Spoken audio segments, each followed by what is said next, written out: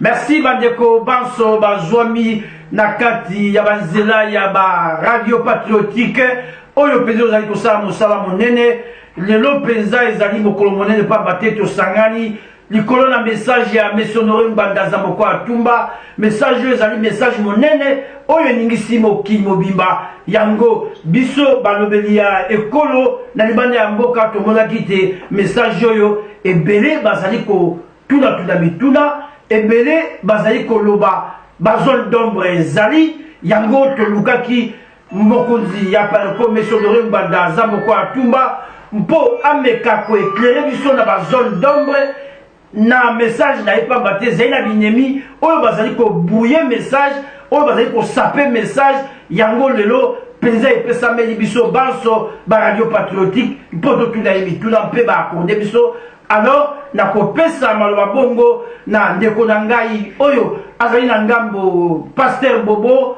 oyo penza alobaka ntango nyonso mpona ekolo Pasteur Bobo malomboka yo motuna na yo ya liboso epai ya Monsieur Honoré Mbanda Zamboko Atumba. Merci beaucoup Libitaken Tulobaka biso tomenaki d'Afalgan tomeli Nerofel message et ça dit penza babi bamso babi virage à 90 degrés. Motuna yango la otuna est-ce que Monsieur Honoré Mbanda a-t-il rompu avec la résistance puisqu'il veut traiter avec l'opposition? Est-ce qu'il y a beaucoup de résistance pour traiter l'opposition dans laquelle on sait qu'il y a des Rwandais et des collabos? Est-ce que Honoré Mbanda a bébanni la résistance pour traiter l'opposition? On a quatre oppositions et là on a résistant, ba collabo, ba la kati, ba Rwandais, ba la kati na pesi, maloba beaucoup en Angola. Monsieur Honoré Mbanda, babi virage à 90 degrés, c'est un virage. Merci mingi Pasteur Bobo. Na bandeko na ngai ya Kongo d'abord na pesi mbote mingi na bandeko nyonso ya République démocratique du Congo, baye bazali na kati ya diaspora comme baye bazali na kati ya République démocratique du Congo. Motuna otuni namon na yoki ba réaction mingi na sens wana pe ekamwisi ngai mingi pe na comprendre que bandeko mingi na kati na biso bazalaka na eloko babengi na français sens ya analyse ya texte to ya documente soki motu aye alobeli yo likambo Pasteur Bobo okoluka oyeba eloko nini ya essentiel oyo ye koyebisa ngai na kati ya message oyo nauti kopesa na mi adresse na bandeko na biso oyo bazali na kati ya mboka pe balobi bazali batu ya opposition me tango na ye koyebisa bango na lobi na bango d'abord na kati ya message nanga na lobi na bandi koyebisa bango mbeba oyo bango basali faute oyo bango basali erreur na français oyo bango basali mais na lingi français lelo te lingala po na lobi na français siko na loba na lingala po le français ekota ya bapaya donc na loba na lingala po biso na bandeko na ngai to yoka na bien na yebisi bango na lobi tala mbula tukumi bale tala ndenge batambwisi bino lokola bangombe pona kokende kosinyaka bakoro ezanga tina bino moko bomoni bosaleli peuple ba promesse ya lokuta ebele moko te esalema bolobi bakoro ekoya na pe bosinye bakoro ata zomi pe eyete bosali ba négociation ata tukumi bale pe moko ebimi te. Alors ngonga yango ekoki oyo tozo koswa na sikoyo boye eloko ngai na sengi na bango parce que bango bazalaki kolobela biso balobi bino boze ko reprocher kaka biso te tozali ba kolabo te tozali ba opposition mais bosalelaka biso proposition te pona nini yango wana mbala mingi yo moko Pasteur Bobo na ba interview na nyonso ozaki koloba me baje kotuna bino proposition nini oyo bolingi kosala na proposition yonga na sali soki nasaleli bango proposition pasteur Bobo avant nakota na expliquer moke na détail ezali parce que ngai nazali kokanisa te bandeko na biso oyo bakongolais baoyo ezala bakolabo ezala baoyo opposition po oyebi position na ngai en tant que résistant très bien nalobi opposition ezalaka na mboka oyo nini occupation ezali te mais nalobi na bango nalobi nazali komi adressé na bango quand même pourquoi parce que nazali na espoir que lokola natalisi bango ba erreur na bango lokola sika bango moko ba mi rendre compte que schéma na bango est échoué et apporter solution te ba kondima maintenant koya ko rejoindre biso po moto a changeaka ngai nazel espoir que ba koki ko changer na poto pasteur Bobo mais président Mitterrand azalaki kolabot na 1940 président Mitterrand azalaki kolabo mais tango nini de Gaulle asali mbela ti na 1943 3 ans seulement après aye kokoma résistant kombo na ye ya code ya résistant ezalaki capitaine Morland après ayaki kokoma nini commandant manoir donc akomaki azalaki biboso kolabo mais suite na appel ya bandeko na yo ya ba résistant alongwe kolabo akomi résistant et yepe wana yaki après kokoma président ya république bazaki ko rappeler ye alobi oui nazalaki kolabo mais na sukaki kolabo te na bandaki mabe na suki malamu donc bongo ba okanisi ke bandeko na biso ba congolais bazé na capacité à ko changer te moi je crois qu'ils peuvent changer parce que ce sont des intellectuels. Un intellectuel, c'est quoi sali erreur, à comprendre qu'il a sali erreur. Voilà pourquoi on a lancé appel Wana. Mais appel Wana, pasteur Bobo, na lingi, bozwa, importance ezali nini. Appel on a sali, importance na yango ezali, les 7 mesures, on a sengi, bandeko na biso, o bazé na kati baya. Bazwa yango. Cela veut dire que main tendue, oyo bozolo bake honoré ngwanda tendre main na opposition. C'est vrai, na tendre main na opposition, mais loboko nga na tendre na opposition eze na misapi sambo. Misapi sambo wana ezali les 7 mesures. Oyo na lobi bandi matozwa yango ensemble. Soki motu aze na misapi sambo te to kofande sika moko te. Po batu bafande sika moko il faut bozala na idée moko na makanisi moko donc bandeko e bazekuna ba Rwandais ngai na sali appel na ngai na adresse na sali libino na lobi na bandi ne bandela na lobi nazali komi adressé na ba souverain primaire congolais ya mibale na lobi nazali komi adressé na bandeko na ngai ba congolais oyo bazali na kati ya nini ya opposition bazo sala politique bazo na kati ya opposition mais mbela na bengi ezai poto kende ko benga na ba Rwandais bongo Rwandais oyo ya yebi kaze Rwandais aya kokota na kati na biso po to kende ko benga na bandeko na epe to benga na ye omoni motulo kwa Ruberwa aya kokota na kati na biso motulo kwa kamere alongwa ya kokota na kati na biso ye moko ayebi ke akozwa ba condition wana sambo d'abord akokoka ko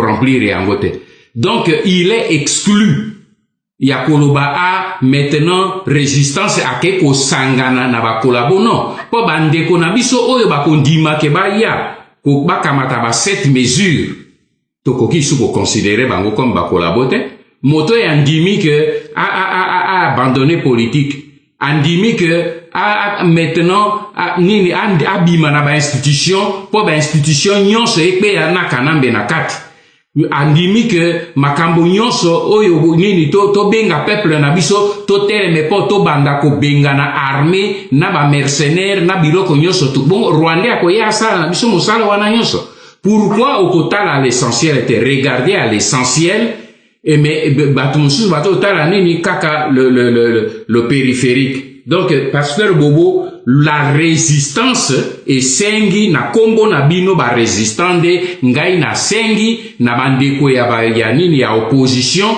oyo ba échoué na ba solution na bango nyonso lelo bandima maintenant que toya tomitia esika moko pote to kamata ba meko wana sambo poto bengana. Donc confusion ekoki kozala te kaka na mutu ya batu oyo balingi koseme confusion. Nazongi seli yo malo. Mutu na mibale yango penza mutu na mibale na si message wana cette message ou cette proposition là et qui est emballé partout. Bato bébé ba se payer nango ba musu super ba mona un peu compliqué mais bato ba se poser question balandi yango malamba balbi mbali boso bayo kayo na kati ya message na yo ozobenga oza su kobenga Kabila kanambe te et quand musi bato balbi c'est des signes que au changer quand ils ont des signes que au travailler na UDPS Tibala parce que les hommes tout azala o azala qui porte-parole ya CNRC aza très proche ya Tibala da Paris pe bakutana na Tibala comme premier ministre moya qui est-ce que mutu na ngola est-ce que kobenga Yesu Kanambe akomi Kabila est-ce que za ba signe que au changer quand Pasteur Bobo ezei mawa mingi na bandeko na biso ya ba Congolais. Mawa mingi parce que Congolais soki oze kotalisa emo sapi tala la lune ye akota la lune ete akolobabi aya azotalisa nga lune alati elamba ya couleur nini pe regard na eze epai nini me tala nde bazali kotalisa yo la lune baze kotalisa yo mosapi te baze kotalisa yo elamba te mais l'essentiel d'abord eloko na ningi nazozongela réponse na yo. Mais l'essentiel ya oyo na sali ezali ndenge na yebisi nini mitindo oyo sambo na lobito kamata eze po ebikisa Kabila to po ebenga na Kabila nazo continuer ko benga Kabila na yebisa pourquoi na benga ki e Kabila na ebandeli ya message na ngai na lobaki nini na lobi naze komi adresser na ba Congolais mais naze komi adresser na Afrika. Nazali komi adressé na ba 9 voisins, pe nazali komi adressé na communauté internationale. Yango wana mono ki message wana mobimba na sali yango na français. Mais pasteur Bobo soki moto alobi que ayokangai jamais na bengi Kabila kamata ba livre nanga. Kamata ba nini ba l'œil de patriote. Mais to ba titre belé oyo to tieka toujours Kabila entre guillemets. Donc bolingi so nazolo ba Kabila na tombola ka peut-être misapi na lo baka entre guillemets Kabila entre guillemets Kabila entre guillemets to benga ka Kabila po eze kombo ya lokuto ya lati oyo mindele ba yebi ya mona ye awe sika bino bosala ka nini to sala ka ba manifestation na biso libanda pasteur Bobo to lo baka nini Kanambe dégage ou Kabila dégage po tozo mi adresser na mindele po mindele ba yebi ye na kombo ya Kabila. Yango na tolobaka na mindele Kabila dégage. Est-ce que to sala ka pancarte na biso Kanambe dégage? Bobi misaba pancarte na bino botara. Ezalaka Kabila dégage. Oya résistance. Et lingi kolobaka biso tondimi que parce que tolobi Kabila nde akomi aze sur Rwanda te. Bon moto ya zo benga bino alobi to sala 7 mesures. Po to kende ko bengana ba Rwandais. Na mesure wana na kombo Kabila o ezali important nini pasteur Bobo. C'est pour cette raison que moni ponangai ezali libungate. Ezali te que bayoki français te non, ezali la plupart. Pona si na moni ba réseau oyo eze ko salaka ba critique wana mingi oyo ba moni que ba kangami message wana eze kubwaka bango na kati ya libulu baze ko luka ndenge nini ba brouiller message wana. Talatino ngana ndimi mbangu mbela na bino pona zonga na ya kolongola ba nini ba brouillard oyo balingi kotia na kati pona koluka kosala en sorte que ba longola miso na bino vers l'essentiel parce que soko kamati ba livre oyo yanga na koma mais nyoso na kati ezai Kabila parce que le livre est adressé na ba communauté eze na mokili mobimba. Message na pesi eze adressé na mokili mobimba. Mengai moko moto na yebisa bino ke moto wana kombo na Kabila te kombo na Kanambe. Tango na ze koloba na mokili mobimba o ba yebi na kombo ya Kabila. Pour que mokili mobimba soki ba chef d'état ya Afrique mosusu ba yebi meme kombo ya Kanambe te. Ele ko bako ya kotanga lisusu ba bime oyo Kanambe o bazolo ba lisusu nani. vous brouillez votre propre message vis-à-vis de ces gens-là. Mais Nabino ba Congolais, le fait que vous que nini pona nini bengi e kanambe c'est que saisir l'essentiel. Mais alors maintenant, talande loko nini ba bengi yo poto sala na kanambe. Na kanambe wane loko nini ba bengi to sala. Ce n'est pas na moto ya lobi ba abengi kanambe pe alobi to benga na ye. Na moto ya zo benga kanambe na moi, mais na butu azo kende ko zwambongo, qu'est-ce qui est mieux?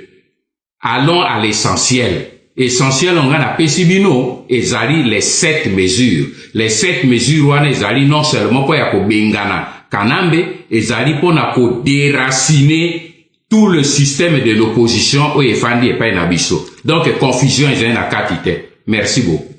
Merci, Bandeko Banso, Bozo Landabiso, Wanazaki Penza Mutuna ya Pasteur Bobo, Tokole Kambangu et pas Yandeko Nabiso, Kerwin, Maïzo, Malombo Kayo. Merci Libita, bonsoir ou bonjour Monsieur Honoré Ngwanda. Bonsoir Kerwin Maïzo. Voilà, question Nangaï, après avoir suivi cette interview, et je l'ai même dit dans l'analyse d'aujourd'hui. Parce que Monsieur Oyo a dirigé Congo Lelo Oyo Azaliwana depuis 2001.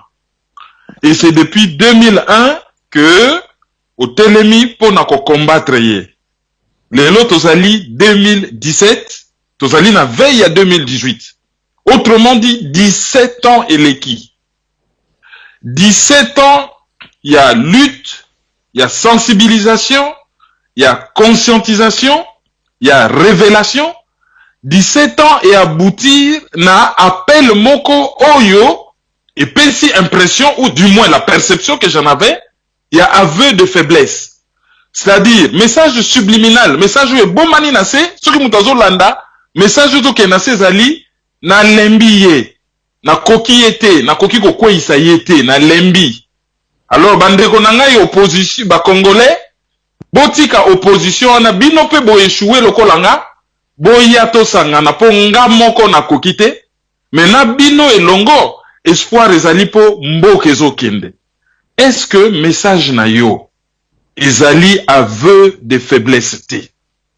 Merci bien Kerwin. Na landa ki analyse na yo ndenge osalaki et je me doutais bien que lokola ozali parmi bato basengi ba posenga question oko poser question na liboso. Mon leki na félicité yo pour na pertinence ya analyse oyo osali sur mon message. Je crois que c'est le travail oyo bino bapanzi sango bosengeli bosala kabino nyoso tu. Il faut so ki ndekono azo osala eloko eze ya bien commencer d'abord par ko féliciter ye pour eloko aze ko sala. Monini ngana landi analyse no très bien et j'ai été émerveillé parce que au côté na kati ya profondeur il y a perception, il y a quintessence, il y a message oyo na pesi na bandeko nanga. Néanmoins, conclusion na analyse ya suko yo suki nango ezali parfaite te parce que ezeko négliger certains paramètres.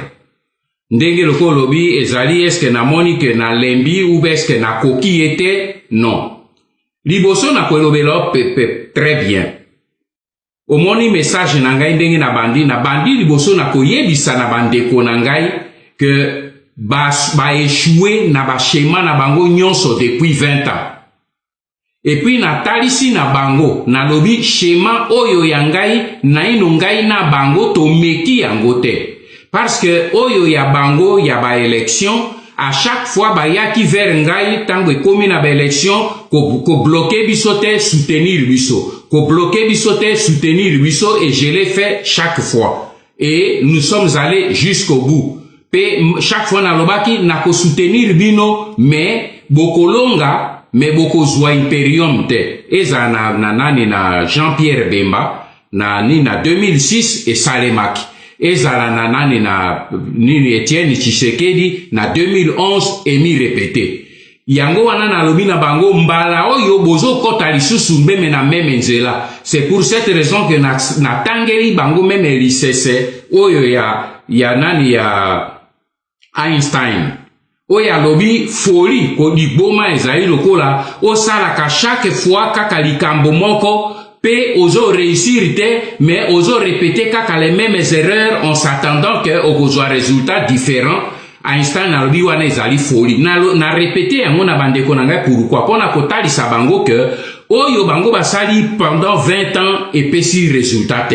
Mais ba meki naino oyo ngai na zekoloba te. Parce que oyo ngai na zekoloba na loba jamais que na kotele mangai moko na libere mboka ngai moko. Bango bazé na avantage pe na loba yango polele na wangana te. Na bi bazé na avantage oyo que bazali na ba parti politique oyo bazali pembeni na peuple pe bazali na accès na peuple. Ngai naze kobeka mbela na ngai libanda po naze résistant na koki kozala kati ya mboka te pe naze na possibilité oyo bango bazali nango ya toucher peuple aussi facilement et aussi abondamment te. Mais maintenant que chaque fois ngai na ye ko aider bango na ba schéma na bango pendant 20 ans pe ba schéma na bango échoué, il est grand temps que maintenant tomeka schéma na ngai. Et Kerwin, il y a un élément important. C'est la politique ezalaka l'art du temps et du moment. Bandeko oyo bami bengi ya opposition. Bango bazalaki d'accord pona bango que ba institution wana ezali malamu, mais eloko ezali wana simplement il faut simplement nini ba bongisa ba élection. Natali saki bango que ezali faux ba occupant ba kotikela bango nzela te. Tango eye ba komi coincé depuis janvier yambulo etozei na yango ba pesaki ba signé accord na bango ya Saint-Sylvestre po ba pesa kanambe glissement kanambe a roulé bango. Maintenant bango balobi soki ba komi na le 31 décembre. Kervin, retenez bien pour les Congolais po yozo sala ba analyse na bino ba journaliste nyoso po na ko expliquer bande ko na biso. Tala mon analyse et mon approche, c'est ça. Bango balobi na le 31 nini ba institution et kozali sous na valeur te parce que nini accord il y a Saint-Sylvestre et kokoma caduc parce que nini kanambe a appliqué en côté.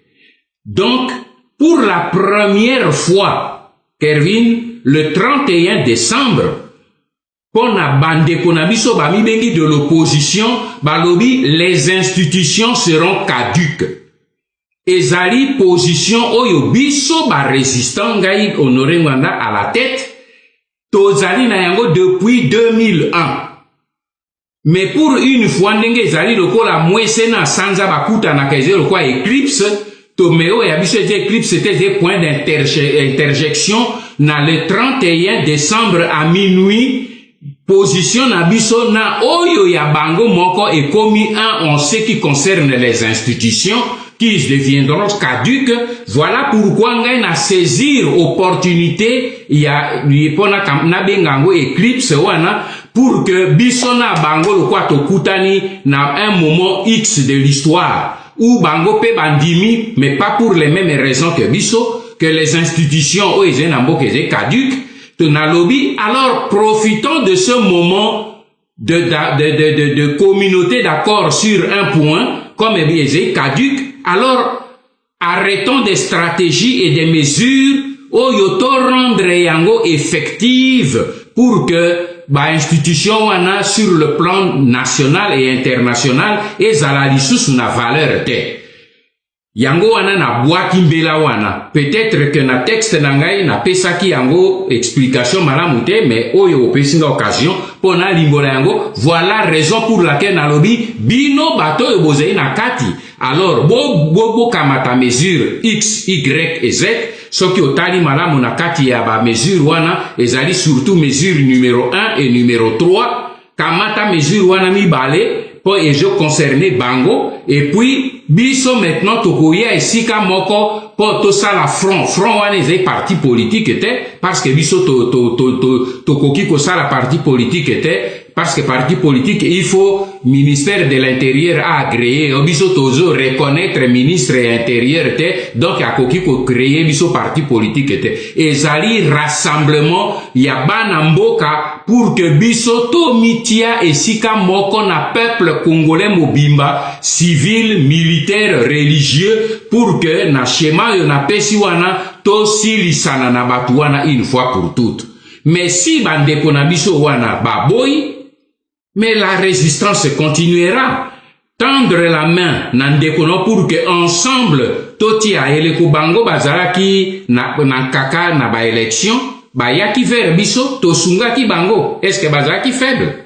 Mais maintenant que bango ba réussir te et komi na moment yo que biso to ngai na moni opportunité wana na kombo na bino na lobi na bango to mitia esika moko. Maintenant to kamata ba meko oyo sambo pour to boaka parce que pour une fois dans l'histoire il y a résistance, il y a crise ya Congo. Nzela na bino na o ya biso ezo sala une intersection au point X na point wana to profiter nango. Soki to bo profiter nango te biso to continuer combat na biso avec ou sans vous to continuer. Voilà qui ruine ma position. Position wana ezali problème moko ya ba faiblesse to ya nini te. Oloba qui est-ce que c'est un calcul politique? Oui, calcul politique yango yango na uti ko pesa yo, c'est-à-dire la coïncidence de là où nos deux chemins se croisent.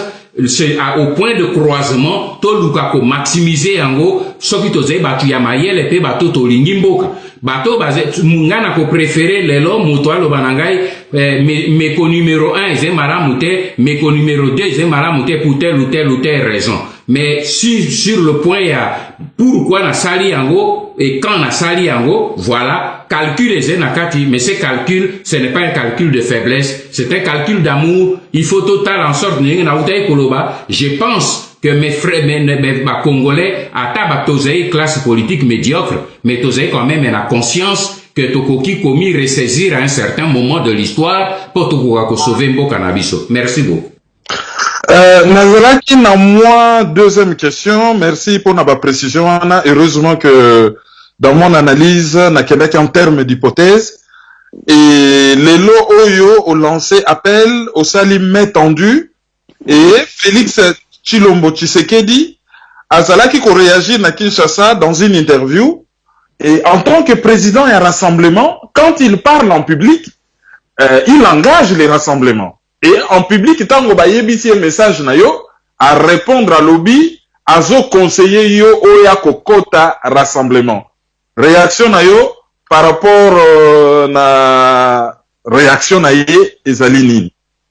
Réaction na ngai Kerwin ezali simple, ezali réaction ya mawa.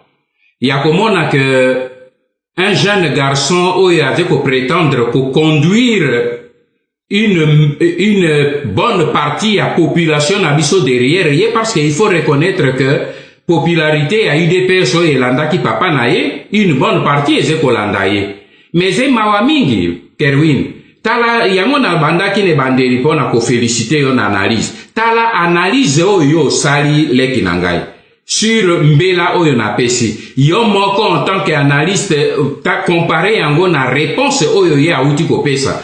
La question est liboso o nakotuna est-ce que d'abord ayoki ou atangi message nangai? Ça c'est la première question. Soki atangi yangote en tant qu'homme politique à kolobabi na yoki nano message wana te to natangi nano yangote tikelangai momo natanga yango pona zwa position en public. Voilà un homme d'État un homme politique a réagi ça comme ça. Mais en écoutant sa réaction, alors ezali mawa yakomona que c'est vraiment de l'immaturité et de l'incompétence politique.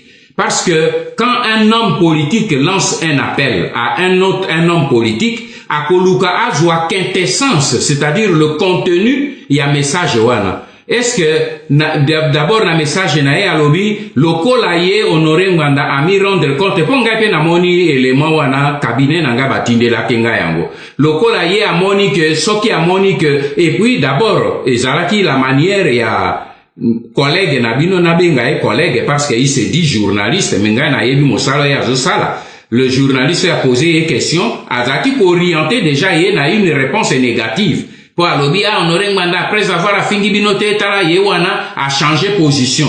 Na ebité soki journaliste ango amoni dans quelle phrase n'a changé position d'abord. Donc omoni tout cela ezali déjà ba convergence et ba facteur moko ou ezali déjà nini ba indice ezekotali sa mentalité. Alors omoni na zongi neloko na akwi kolobana na réponse ya Félix Tshilombo.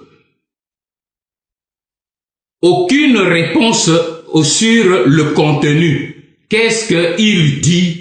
Ngai nazo zila yea lobe la peuple, voici Honoré Manda a saleli biso proposition a saleli biso proposition, cette proposition ya ba mesure ya kokamata. Na kati ya ba mesure wana, je suis d'accord avec deux seulement, les 5 autres naze d'accord pour telle raison. Est-ce que na kati ya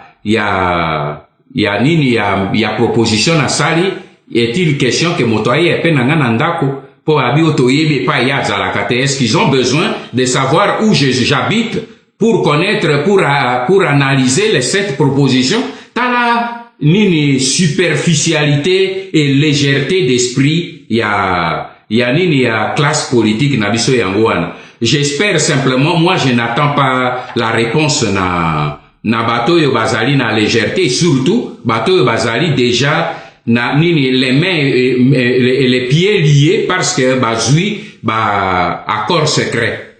Mais ngai nazeko zila comme na lobakiawa que les vrais politiciens, les vrais hommes politiques oyo bazali na engagement pour na mboka na bango pour balobaka que nous sommes là pour le pays d'abord, le Congo d'abord, na lobi bon totika ko fingana, totika ko swana, totakamata Congo d'abord. Et les 7 propositions nati, et c'est pas na Congo d'abord. Et j'attendais qu'il y ait une réponse à Congo d'abord, na moni réponse à Congo d'abord, et tikalika kako patauger na kati ya poto, mais ce n'est pas, lui n'est pas la classe politique congolaise. Et moi j'attends, j'ai dit que moto, j'ai voulu que chacun soit mis devant ses responsabilités et j'attends que chaque homme politique congolais, aloba, voici Honoré Mbanda, vous nous avez proposé 7 mesures, je suis d'accord avec 4, pas avec 3 et le peuple congolais, voici pourquoi je ne suis pas d'accord avec 3. Voilà, Kervin, ma réponse. Parce que nini nalingi lisusu kokota na ba débat inutile te.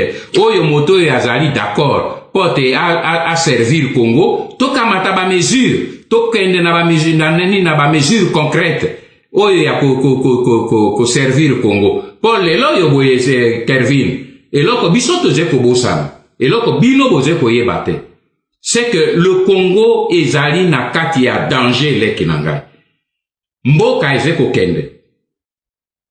Ba Congolais baze koyeba te que na est na Kivu kuna nani moto yo boye Kagame asili ko banda ko appliquer la politique oyo ba israélien bazali ko sala yango na Palestine ba peuplement ya colonie. Au moment où ba village oyo ezalaki ya biso ba Congolais et komi ba village rwandais, donc ba village ba colonie rwandaise na kati ya mboka na biso ebele. Na moto ya zolo ba keto kende kuna na nini Honoré Ngwanda aya ndia wa aya ko rejoindre biso, mais nani Ruberwa na yebisaka bino depuis le début baleki nangai que tala moto yaze ko diriger Congo yewana. Ce n'est pas Kanambe. Na document nanga ya 30 pages o ya enquête na ebisaki moto azo diriger Congo na kati ya Congo na Tutsi Power ezali Ruberwa. Mais abimi dernièrement alobi il faut stopper makambo surtout ba élection ezeno na tinate, il faut diviser Congo en deux. Le Rwandais est venu maintenant chez nous, au pays chez nous, et il dit il faut tout bandako balkaniser. Mais j'aurais aimé na yoka réaction ya ye Félix Tshilombo. Rien. Oyoki réaction ya classe politique, rien. Bakolobani ni yakawa. Mais c'est ça qui est malheureux, les Kinanga. Le problème qui est là, c'est que le problème aujourd'hui, tosé sous un niveau ya débattre. Tosali na niveau, il y a un citoyen congolais. Azalaki na ngai na kati ya pareko. Asenge ngai permission. Alobi kunutunga na lingina bimana zena ba affaire na ngai et tout ça na lingina kena nabi leki kende sa misala na yo. Il y a 2 semaines, aye ko sale la ngai message en catastrophe.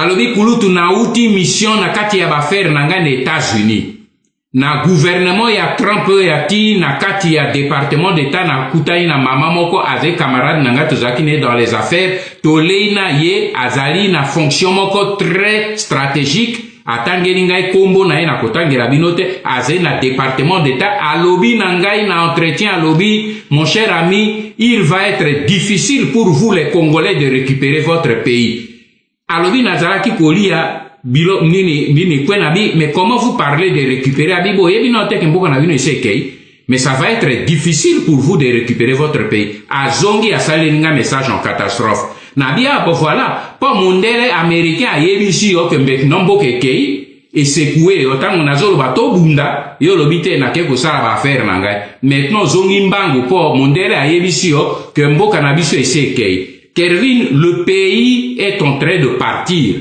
Ce qui nazali komi humilié, pote bandeko nyonso tomitia esika moko, ba oyo balingi. Mais oyo ba oyo balingi te tokosala ata mi bato toze poignet moke tokokende devant. Mais il faut d'abord to sala tout pour que biso nyonso tozala esika moko. Mais unité, pas pour l'unité. Unité otokozala nango, liboke otokozala nango kaka bato bandimi ba mesure sambo. Voilà résumé ya pensée nangai Kervin. Bato bandimi mesure sambo, bato otokozala na bango liboke moko, poto lisangisa na peuple, civil, militaire, religieux, poto sikola mboka na biso. Merci beaucoup. Merci. Merci bandeko ezaki motuna mulai penza ya ndeko Kervin Mayuzo toke na mbangu epa ya ndeko Grégoire Watupa na Horizon.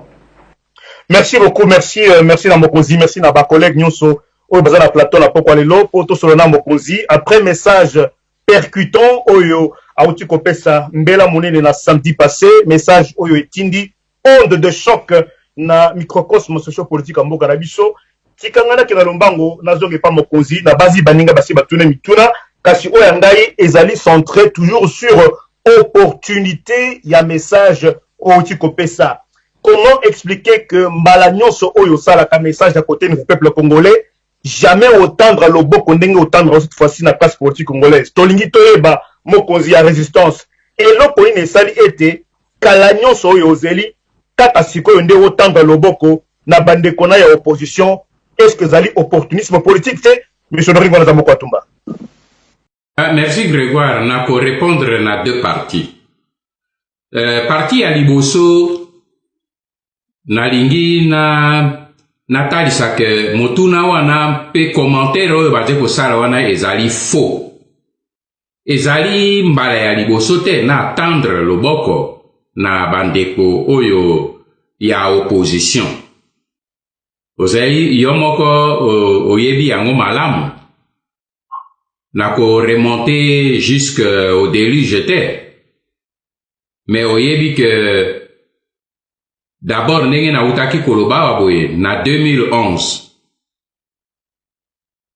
Na 2006 d'abord. To tendre loboko na ndeko na biso Jean-Pierre Bemba.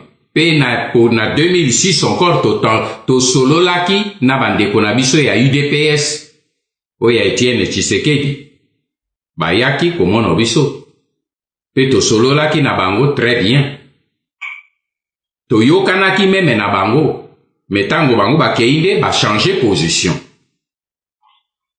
Pe oyebi malamu ke après ça na tendre encore maboko na UDPS pe na ya na Etienne Tshisekedi pe na Faustin Munene elekaki na Paris kaka motu oyo auti koloba lelo ke biso toze na kati ya erreur tata na ye andimaki makambo nyonso ye motu asengeleki koya ko représenter tata na ye na Paris na réunion oyo esengeleki kosalema soki accord wana esalemaki te boyebi banani baboyaki ezalaki batu ya UDPS to tendre maboko na batu ebele oyo bayai kosalisa epui na nini na 2011 to sungaki UDPS surtout tata na biso ndeko na biso Etienne Tshisekedi na campagne na ye wana motu nyonso ayebi yango Donc kolobate que to tendre maboko te kaka batu oyo balingaka ko reconnaître acte oyo toze ko sala na résistance te bango nde wana bazalaka ko tenir ba propos wana. Mais na mbala oyo boye soki na tendre loboko particularité na yango ezali ke na tendre loboko ndenge na uti koloba wa me loboko wana eze na misapi sambo. C'est-à-dire loboko wana ezali na ba proposition sambo. Po mingi bazaka ko reprocher na biso que tozalaka kaka ko condamner. Tozalaka kaka ko exclure. Mais biso tolobi problème ya exclusion était biso tozali ba xénophobe te. Tozali ko combattre contre l'occupation et à aucun moment toko composer toko dialoguer na ba occupant, c'est-à-dire ba Rwandais, ba Ougandais, pe ba allié na bango oyo bazali ko occuper pe ko détruire mboka na biso. Jamais. Mais na bandeko na biso ba Congolais. Ba oyo mosusu ba bungi nzela bazali ko solola na bango, to ba oyo bazali na schéma ya démocratie alors que tozali na problème ya occupation. Il faut to continuer ko beta sete ndenge yomoko ndenge bino moko bolobaka pour poto benda bango na kati. Mais soki na mbala oyo na bwaki mbela na ngonga oyo ezali ndenge na utaki ko répondre na ndeko na yo Kervin Maizo ezali parce que pour une première fois dans le cheminement il y a parallèle na banzela na biso et tiki kokende parallèle et kei komi croisé quelque part le 31 décembre à minuit. Ngai en tant que leader politique mosala nanga ezali analyse, stratégie, projection parce que soko lingi ko conduire bateau il faut au moins nzela liboso soki te tina ozala leader ezali te po kokende ko kweya na libulu yo na peuple nzela moko ezali mabe. Donc, quand j'ai vu déjà que le 31, to nzela na biso na bango e kokutana, parce que na le 31 et pas na bango, ba institution nyonso ya république e kokoma caduc, et pas na biso eze le 31 te pour toujours. Banda e bandeli 2001, ba institution ezaka toujours caduc, mais le quoi bango bakoya ko croiser nzela na biso pour un moment. To simba bango na moment bazo croiser nzela bi awa bolobi ke l'institution c'est nini caduc tellement wa biso pe toze ba institution caduc to sala quelque chose ensemble parce que ensemble impact et kozala monene chance que to réussir ezali monene ndenge na uti koyebisa bino problème toze na yango sikawa le pays est en agonie. C'est-à-dire que elingi e kende ezali problème ya faiblesse te ezali problème ya échec te ezali problème oyo que nzela oyo biso toze ko kende oya ba mususu ye ko kata oya biso mais tokokuta na point d'interjection moko oyo biso na bango toze d'accord même pas pour une même cause mais pour un même objet ngo ezali la caducité des institutions. Alors moi, en tant que votre leader Nalobi, profitons-en pour que ensemble tout ça a une action. Ce qui va limiter, Zela Nabango et pour continuer, alors biso, en ce moment, le peuple sera le témoin de l'histoire pour aller à un certain moment, il y avait une possibilité que Bango Nyonso va faire quelque chose. Ce qui est salimité, c'est parce qu'un groupe d'hommes ont refusé de le faire. Mais cela ne nous empêchera pas, nous autres, de la résistance, de mobiliser l'armée, la police, la jeunesse, les églises, pour que tout a réalisé Makambo. Oyo na proposé bino na kati ya cette mesure. Toko sala yango avec ou sans eux, toko réaliser yango. Merci Mingi. Merci Mingi Mokonzi Apareko, M. Loring Banda Zamboko Atumba, Tikana Lekana, deuxième Mutuna Nangai, pour la poka lelo, ezali na ba mekoyo moko oti kopesa na message na yo samedi passé, au proposé na ba na mboka ete pour mettre en place ce que Yomoko Bengi, Front patriotique du salut public. Front Oyo Ekosala été Maël et Sangana Pona Kobik Samboka. Kasi Bande comme Subakumeli Biso Balobi, est-ce que proposition il y a M. Honoré Ngbanda, Ezali, mélange, il y a résistance, na opposition Oyo Mingi Balobaka et Tondi Ba Rwandais, Mpe Ba traître. Moutouna Nanga, Yango Wana, M. Honoré Ngbanda Zamboko Tumba. Merci Grégoire. Nakoloba na bandeko ba Congolais boye. Botanga lisusu malamu message nangai. Pe soki otangi message nangai malamu, yango wana message wana nakomi yango na français, nakomi yango lisusu na lingala. Na sengi ba service nangai ba komi yango na anglais, ba kokoma yango pe na ba langue nationale na biso nyonso. Bandeko nangai na lobby bien. Mesure numéro 1. Na mesure numéro 1 na lobby suspension de toute activité politique.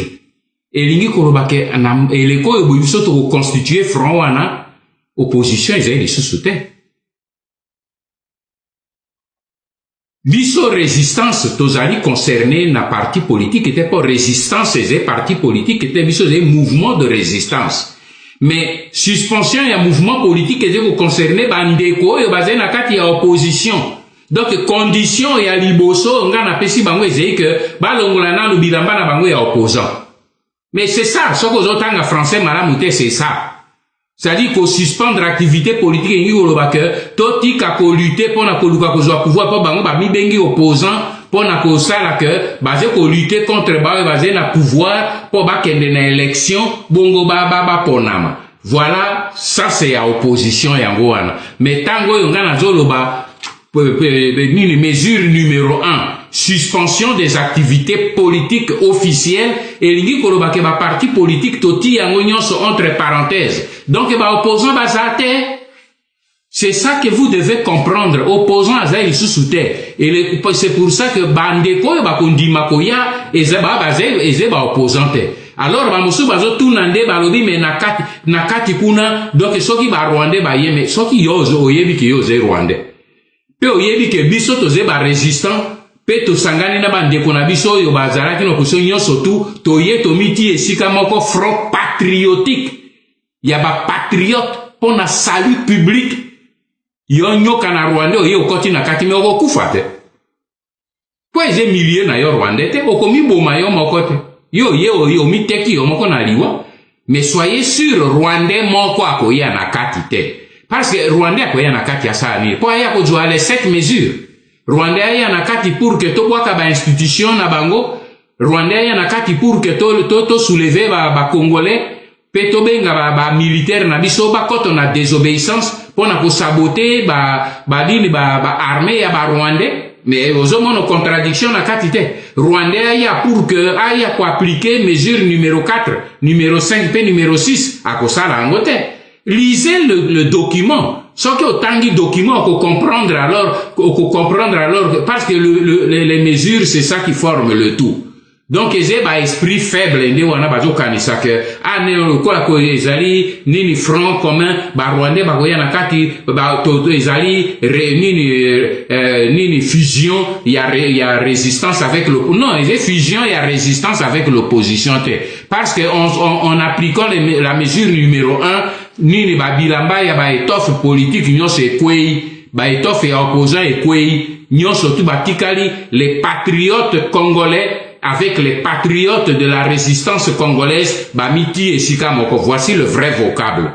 Parce que en acceptant la mesure numéro 1, ils accepteront le 31 décembre à minuit d'enlever l'étoffe et à politiciens, opposants, parce qu'un opposant, c'est celui qui se bat avec le pouvoir en place par des voies démocratiques pour accéder au pouvoir. Or, ce n'est plus cela. Merci beaucoup. Merci. Merci, Bandeko Banso, Mouti Kolanda. biyano minene oyo missionnaire Ngbanda Zamoko Atumba utiko pesa biso pona ko éclairer biso na maso zali koleka na mboka Congo. Alors ngai missionnaire Ngbanda da utuna mutuna makanisa zali ni pa matelo na mboka Congo na Kinshasa mingi penza batelemi na esengo bi a missionnaire Ngbanda Zamoko Atumba lelo penza abandonner la résistance à rejoindre biso. Pour yo okoki koloba nini na marche wana pa bate bazali komela champagne balobi mosala wa monene ozali kosala ya résistance oabandone yango otiki bango kimia mpo bapema okoki koloba nini? Libita wana ezali tokobungisa ngonga mpona bato wana te. Bato wana bazali kosala yango na nko baoyo bazali koloba bazali komela champagne mpona kosepela ke bazali kosala show mpona kodetourner attention ya nini ya peuple congolais pona pa basé ko banga la réalité ezali wana ke basé ko banga maintenant balobi oyo mbela oyo esalemi soki bana mboka baoyo bazali na kati ya oyo bamibengi na kati ya opposition bien que opposition ezalaka na kati ya occupation te mais soki banko bamba ya solo batelemi pe bakamati meko libita ke babima na kati ya nini ya ba institution pe ba institution kwea bango baze ko mele champagne babi honorer Ngbanda zo ya pe na biso alors que mesure na zo kamata ezepo ba institution na bango nyonso ekwea bonga na okende kuna po na kende kotambo aliko na poussière na kende koto na kati ya institution ngana zo bato bwaka yango na se bazali ko sala yango na ko excusez ngai pote ba semer confusion. Au moni lobby bazaraki ko semer confusion tango tozolo ba soulèvement bi ah oui soulèvement c'est quoi bisognon so soulèvement mais maintenant le ko la ba moni que to kati bango matiti le ko ba lobaka na se ya makolo ba confusion bango ba linga ko ti atolobi lokuta sika soulèvement ko sala on n'importe qui te et ko sala soulèvement bato yo boye bandimi que tomitia esika moko na ba mesure sambo oyo ke ya solo to boaka institution wana na se. Alors bato bazo salaka na ba champagne wana ko kipete yebisa na population yebisa na peuple tout simplement ezali ba metteur en scène ba yebi malamu parce que wana ze rêve na bango bazwa kango kala a honorer ngana mokolo nini soki moto ya koki au moins kotika combat ya résistance parce que le rêve na bango monene combat ya résistance etelema ekufa. Mendenge le kwa toloba combat ya résistance oyo ngana zo conduire na bino date na yango limite na yango ezekaka moko la victoire pe ba moni ke victoire yango ezokoma pene yango wana ezopesa bango mongangale na lingala baba mongangale wana eze mongangale bazo sala mangungu pote ba meka ko sala en sorte que bato bakanisa ke ah tiens donc makambo e bonore mata alobaki donc ba kende ko luka koyeba eloko nini na lobite comme ba congolais mingi ba vivaka kaka na radio trottoir soko ba yokika ba bi ah oui bato bazo fêter ba lobi honorer Ngbanda asia zongi honorer Ngbanda sali bueno mosala oyo bino ba panzi sango bosengeli ko sala ezali ya koyebisa population na biso parce que mosala wana ezali ya bino baleki na ngai pe bozo sala mosala kitoko mingi mais bo continuer yango ya ko panza sango c'est pour ça que tant botuni que na ya ko lever ba zone d'ombre au moni na hésiter ata mokete na lobi na ko ya poto lever ba zone d'ombre wana alors bo hésiter te bo expliquer na batu ba wana bazali bazigoto o baze ko kanisa que nini résistance ko telema espoir na bango wana mais c'est une utopie. La résistance ne s'arrêtera que le jour où il y aura la victoire sur l'occupation. Merci beaucoup. Merci bandeko touti ko landa penza monsieur Honorer Ngbanda Zamoko Atumba to ko kwea penza na suka ya émission ya lelo mise au point monene monsieur Honorer Ngbanda Zamoko Atumba uti ko sala biso pe ba zone d'ombre nyonso ezaki kat na biso pe londende ezaki na biso ba congolais auti ko longola ngombe yambo penza to si c'est émission na biso na zone mbango pa ya monsieur Honorer Ngbanda Zamoko Atumba soki loba suka ezali to motuna moko biso e plusieurs biso to e raté biso to tuniote bongo meka opesa biso to pesa bandeko lobano ya suka poto kenda penza ko kanga mbende na biso monsieur Honorer Ngbanda Zamoko Atumba malombo kayo. Merci beaucoup l'équilibita. Et là qu'on a lingi komi adressé na peuple congolais. Yezali na bino ba résistant congolais, ba patriote résistant congolais. Message oyo na pesi bino, oyo na kombo na bino na pesi na bandeko ya parti politique, na spesi yango lokwa na lobi message d'amour, message ya unité. Tolobaka seko toze kolingana te, tozali koswana, mboka na biso ezali kokende. Bandeko na ngai na yebi te pona bino, me pona ngai na lalaka na butu, ya par semaine na jouaka au moins 3 nuits à insomnie. Po ngai naze komono peut-être makambo bino bozali komono te. Mboka ezali kokende. Message oyo na pesi ezali message d'amour pe ya unité. Ezali ngai naze ko considérer yango comme ezali nini message ya dernière chance pona biso. Te to luka komitia esika moko parce que situation ya mboka ekomi plus que grave. Soki na utilisé terme agonie dans le processus de l'occupation, elingi koloba ke processus wana ekomi pene na suka. Soki biso to telemi pe tomiti esika moko te bandeko na ngai, nakanisi mbula mibale ezali trop pour que to lela kozanga mboka na biso. Yango na nalobi année 2018 ezali année fatidique.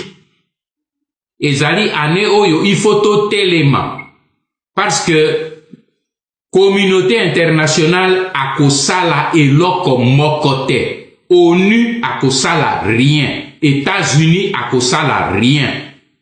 La France akosala rien. Parce que quelque part, veut na yaba think tank na bango, veut yaba laboratoire na bango, yaba lobby minene yaba mbongo o yabango, ezali que mboka na biso ekata na biteni. Bandeko na ngai koko miko sate yango na lobaki na adresse na ngai, toyeba ke bato wana bazali ba incendiaire. Bato yo ba yei kotia moto. Pe sikoyo boye baze koya lokola ba sapeur pompier. Mais pompe baze koya na ezali ba lance feu. Lance feu wana biso zo kanisa kezali pompe à eau, mais ezali bazo ya kopelisa moto. Baze koya ko attiser le feu. Po nini mboka ezika bango bakamata nkita. Bandeko na ngai lelo ezali ngonga oyo ya kotala gauche droite te. Essentiel oyo na pesi na kombo na bino ezali que ba peuple na biso oyo bakondima ba meko sambo bango bako interesse biso. Soki pe bandeko na biso bandimi meko sambo wana te. Biso ba résistant oyo to bengami ba patriote résistant tokomi adressé na peuple na biso à partir ya le mois de janvier na kozonge la peuple pona kopesa ye compte rendu ya contact oyo tokozwa na bandeko ya opposition oyo to bege to bwakeli bango mbela tokozwa moko même Félix Tshilombo lokola soki ayoki soni po azalaki devant bato tokozonge la moko en privé poto yeba position na yo nini pour que ensemble to kamata meko oyo ya monene parce que soki biso nyonso to bwaki mbela pote peuple a telema pote armée a telema police telema ANR telema DENIAP telema église catholique église de réveil nyonso to telema ba société civile to telema ata mindele balobi que batelemela biso bakokoka biso lisusu te. Bandeko na ngai tokozala fort uni. Talatina oyo nalobi tomi humilier les uns les autres, tomi tia esika moko. E nalobi te ke bandeko na biso kuna bango mabe lelo ezengonga ya motu mabe motu malamu te. Soki basalaki erreur, il faut bino bandeko oyo ya résistance biso toze ko prêcher lokola ba chrétien soki moto ami convertir et kozala nde esengo ke ran na biso ekomi monene plutôt que nini président alobi biso tomitia na bato oyo nalobi tokomitia na ba opposant te tokomitia na bandeko oyo bami dépouiller na étoffe politique pour na kolata étoffe patriotique oyo biso nyonso tozali na yango eze makambo ya politique te eze makambo ya patrie tokomi biso nyonso ba patriote po to traiter avec le peuple congolais pe tobimisa mboka na biso na kati ya lobwaku. Nzambe apambola bino, Nzambe apambola biso pe suka na mbula oyo ezali nini signal monene dans le ciel oyo ndenge nzela ya biso ba résistant eye ko croiser nzela ya ba ndeko na biso oyo bazali na kati ya politique oyo ya kati ya opposition na bango pour que biso na bango na moment X tokoka kosala quelque chose tobosana nano ba ambition na biso tobosana nano ngai oyo boye ba proposaki ngai soki ngai pe nalingaki ambition mbele nazali peut-être vice-président mbele nazali peut-être même président mbele nazali ministre mbele nazali pe na pouvoir ngai nandimi na mi privé na ba avantage wana nyonso. Pourquoi pas les autres? Je sais que eux aussi sont capables de le faire. Voilà na kombo na bino na sengi vraiment que totelema tozala vigilant. Il n'y a pas eu une déviation d'un seul degré. Tozali pour continuer tout droit sur notre trajectoire. Penzambe akosali sabiso tokolonga. Que Dieu vous bénisse. Que Dieu bénisse la République démocratique du Congo. Inget. Merci, merci, Ezaki Bongo, Monsieur Norim Banda, Zaboko Atumba, le peur y a résistance, Bande Koba, Sobolanda Kibiso, Ezaki Bongo, Longo, Naba, Radio Patriotique, et le Bakapeza, Bakamayamboka Congo, Tozalaki na micro de Pasteur Bobo, Tozalaki na Congo Horizon, Tozalaki Bongo, Nandeko Kerun Maïzo, Azali, analyste politique, Tozalaki sous la radio, télévision, Bendele, Elongo, Nabandeko Banso, Banda Kibiso Bongo, tokomi penza na kati na suka ya émission na biso nde tokutani mikolo koya na sima ya machine na radio télévision Bendele ezalaki bongo ilopoka sosi mpe abentemo na réalisation ezalaki bongo monsieur Philemon Makeleka bokende malamu. Ciao, ciao, ciao. Voilà pourquoi je propose à toute l'opposition congolaise à l'intérieur du pays et à toute la résistance congolaise de la diaspora les 7 mesures suivantes. Première mesure, je propose la suspension volontaire et provisoire de toutes les activités officielles des partis politiques à partir du 31 décembre 2017 à minuit. Cette mesure vise à marquer notre désapprobation commune du régime illégal et sanguinaire d'occupation ainsi que notre ferme détermination de nous débarrasser du système odieux d'occupation de notre pays. Par essence, exercer une activité politique veut dire se battre pour accéder au pouvoir. Tout parti politique a comme vocation l'exercice du pouvoir.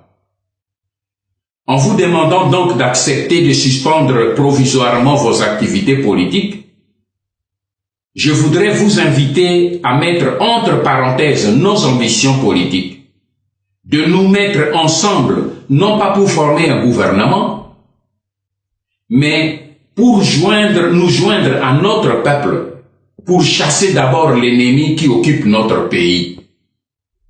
Une fois cette étape difficile atteinte, nous pourrons alors envisager l'instauration de la démocratie pour un développement intégral de notre pays. Deuxième mesure, je propose la constitution par tous les leaders politiques congolais, de l'opposition et de la résistance, d'un front patriotique du salut public. Ce front aura pour mission de promouvoir et d'encadrer un grand mouvement national de soulèvement populaire à travers tout le pays dans le seul but de récupérer le contrôle de toutes nos institutions et de tout le territoire national. Il ne s'agit donc pas ici d'envisager la création d'un quelconque gouvernement de transition. Il s'agit ici d'un front patriotique qui n'aura qu'un seul objectif, celui de mobiliser et organiser le peuple congolais pour chasser l'ennemi qui occupe le pays et mettre fin à son régime par tous les moyens. Dès que cet objectif est atteint, le front cessera d'exister et nous pourrons alors, dans un même esprit patriotique, envisager la mise sur pied d'une transition politique pour stabiliser le pays et jeter les bases de la démocratie et du développement. Troisième mesure. Je propose le retrait de tous les opposants politiques congolais, de toutes les institutions publiques, en vue de les vider de toute forme de légitimité nationale et internationale. Le Parlement, le Sénat, le gouvernement avec les entreprises publiques sont particulièrement visés par cette mesure. Je le sais, cette décision exige un sacrifice, une abnégation de la part des leaders que nous sommes. Mais ce sacrifice vaut son pesant d'or. Car cette mesure est de loin la plus efficace pour faire tomber toutes les institutions scélérates du régime d'occupation sans verser le sang des peuples congolais. Car il est évident que ce retrait en bloc des acteurs politiques de l'opposition enlèvera le même jour au Sénat, à l'Assemblée nationale et au gouvernement leur légitimité tant nationale qu'internationale. Quatrième mesure. Je propose le déclenchement général d'un vaste mouvement de désobéissance civique dès le début de l'année 2018 sur toute l'étendue du territoire national. Ce mouvement concernera tous les fonctionnaires de l'État, tous les militaires, tous les policiers, tous les enseignants du niveau primaire, secondaire, supérieur et universitaire, ainsi que tous les Congolais du secteur privé. Les leaders politiques réunis au sein du Front patriotique du salut public auront pour mission d'organiser une vaste campagne d'explication des détails pratiques de cette mesure auprès des populations pour en assurer l'efficacité. Cinquième mesure. Je propose le lancement d'un appel commun à l'adresse particulière des militaires, des policiers et des agents des services spéciaux pour les inviter à soutenir le peuple congolais dans sa dynamique du soulèvement et pour entreprendre, en plus de la désobéissance physique, des actions ciblées de sabotage interne des dispositifs militaires et civils dont se servent les forces étrangères d'occupation ainsi que des mercenaires qui occupent notre pays. Sixième mesure. Je propose le lancement d'un appel commun, le moment venu, au peuple congolais de l'intérieur pour l'inviter à s'approprier les symboles du pouvoir, en occupant notamment dans la capitale les sièges des institutions et les symboles du pouvoir tels que la présidence de la République, le palais de la nation, le Parlement et le Sénat, le palais du peuple, la primature, le building de la RTNC, sans oublier les gouvernorats dans tous les chefs-lieux des provinces.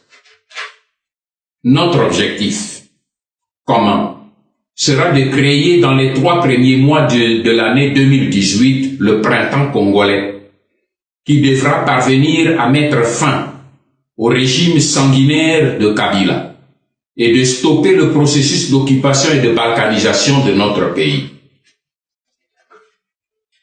Septième mesure. Je propose la mobilisation de la diaspora congolaise pour organiser, le moment venu, et en synchronisation avec les populations de l'intérieur, l'occupation des ambassades de la RDC dans les grandes capitales et villes du monde, comme Washington, New York, Paris, Bruxelles, Londres, Genève et j'en passe. Cette opération aura pour but d'exprimer au monde et à la communauté internationale le bien fondé du soulèvement populaire du peuple congolais, qui s'est résolu à se prendre lui-même en charge pour mettre fin au processus de la mise à mort de la République démocratique du Congo. Peuple congolais, tango ekoki, tosangana, potobengana, kanambe na système na ye, petosa la résolution en conférence nationale souveraine, potome ma démocratie à solo, pe état de droit na mboka Congo.